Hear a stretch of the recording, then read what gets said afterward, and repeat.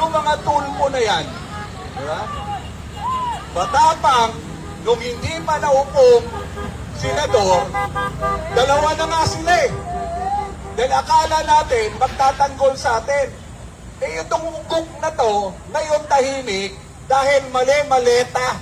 Sinalalabas niya, kakampi siya ng mga taong inaapi. Tingnan nyo ang ugok na to, tingnan nyo. Subalit hindi pa ninyo sinusuli. Bakit ma'am? Quits na lang ba? Dahil senador ka na. Kontribusyon nyo ng mga miyembro ng PILE, ugok, ginamit ninyo pang bonus sa mga sarili nyo, mga hinayupak kayo.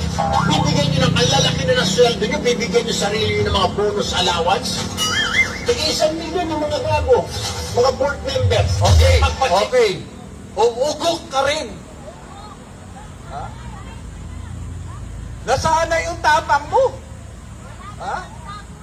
Ugok ka dahil ginamit mo lang yung mga tao, nilinglang mo yung mga tao na kaya ka binoto dahil akala namin totoong tao ka, ugok ka talaga.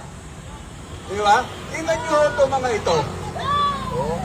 Yung mga tulpo na yan. Di ba? Matapang, nung hindi pa naupong senador, dalawa na nga sila eh. Dahil akala natin, magtatanggol sa atin. Eh itong ugok na to, ngayon tahimik, dahil mali-maleta. Ha?